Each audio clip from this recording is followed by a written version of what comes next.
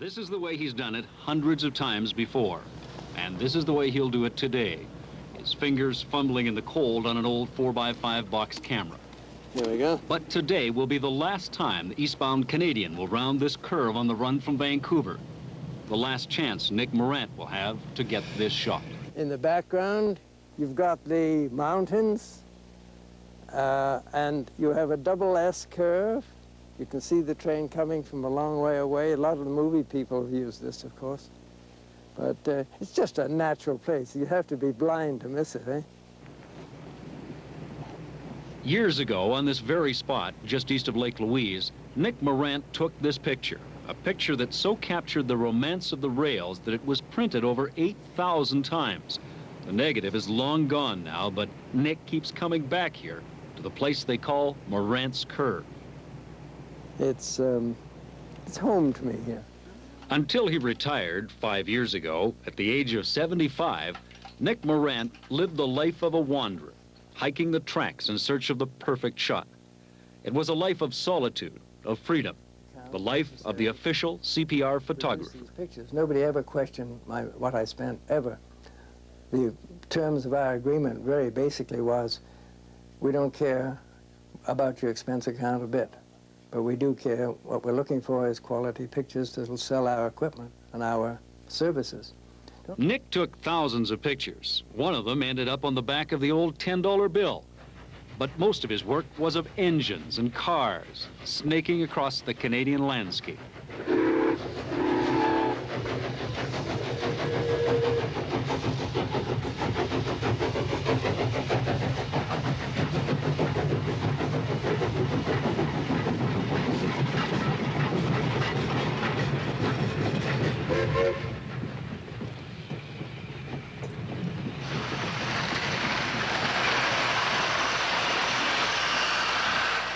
As a child in London, England, Don Bain remembers seeing pictures of the CPR, pictures taken by Nick Morant.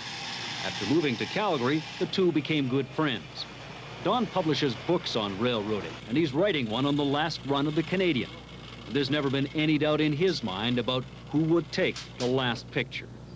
Yeah, in retrospect, it's maybe a cruel thing to do, to ask him to take this picture, but to tell you the truth, I didn't think about that when I asked him to do it. I wanted my friend to take a photograph for our group, and I didn't realize he would take it quite as seriously as he is. But knowing Nick and knowing his capabilities, he'll take a fine photograph. One last picture.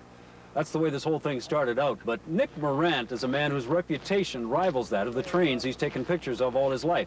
And come the big day, he's surrounded by people who are more interested in him taking the picture than in the train itself. But somehow that seems fitting, because all his life, Nick has been more interested in photography than what's in the photos themselves. I will miss the trains, but I'm not a lover, I'm not an expert. These fellows that know the type of engines and their horsepower and the length of the engine way beyond me. They're not talking my language. You think he's sad about this? Oh, yes, I think he's losing something. And when I asked him, I didn't realize he felt quite like this about it. Are you worried that you could miss this picture? Oh, sure. That's what spoils photography. There's a glory. Bill Oliver, the famous Calgary photographer, mostly in motion pictures, but Bill Oliver was a very good friend of mine in the early days. And he said, Nick, the whole thing about photography is the glorious uncertainty of it all. For the passenger exterior to depart Lake Louise, 6457. The train is just moments away now, and the crowd has swelled. Some are friends of Nick, some are passers-by, and some just had to be here for the last shot.